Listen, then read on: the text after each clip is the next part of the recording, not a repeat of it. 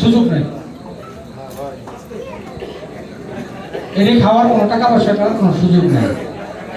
আমার যে সচিব ছিল আগে, ওর বেতন হলো 8,000 টাকা থেকে একটা সংসার চলে একটা লোকের।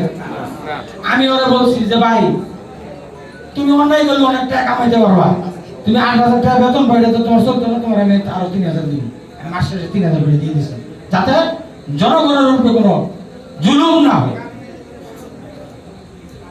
কারণ একটা মানুষ যদি সংসারে সেই তো দুর্নীতি করবো, আমি এগুলো থেকে সকল কিছু আমি সাবধান রাখছি।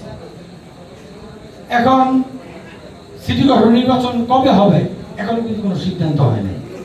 আমি কিন্তু আপনাদের কথাই নামছি, না ভুল বললাম?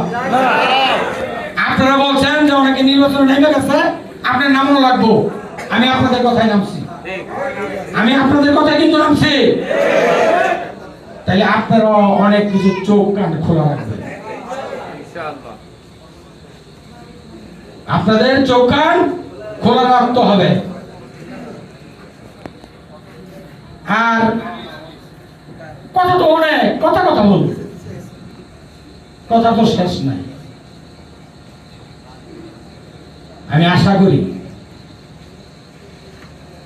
আপনারা আমার জন্য দোয়া করবেন। আমার 2টা মা আছে, তাদের জন্য দোয়া করবেন।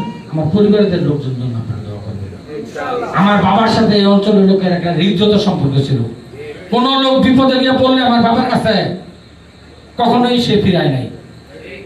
আমি চাই আমার মৃত্যুর পর আপনারা এই অঞ্চলে কোনো লোক আমাকে যেন গালি না দেন। কি কারণে? যে লোকটা আমাকে ক্ষতি করে দিয়ে গেছে। আপনাদের যেভাবে আমাকে ভালোবাসেন, আমিও আপনাদেরকে শ্রদ্ধা করি, সম্মান করি। আমার মৃত্যুর আগ পর্যন্ত আপনাদের সাথে আমার সম্পর্ক এরকম থাকবে।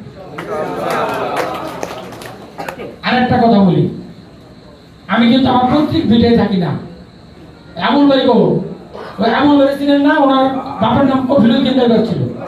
ওনার বাড়ির সাথেই আমি বাড়ি কিনে আমি ওই জায়গায় বসবাস করি। আমার ঘুমের ভিতরে যাইতে আমি যেন ঘুমাই, পারমিশন লাগে না। আমার অফিসে গেলে কোনো পারমিশন লাগে না। যদি আমি কোনো পার্সোনাল কারোর সাথে কথা বলি, তাহলে বলি যে বাবা একটু 5টা মিনিট বসেন, 5 মিনিট পরে কথা বলবো। আমি 5 মিনিট পর আমার কর্নিভেটিভ যে আমার পিউন আছে, বলছে যে অমুক আসছে, তাদের আসতে বলো। আমি তা বললাম, এরকমই আপনাদের সাথে আমার কাজ চলবে ইনশাআল্লাহ।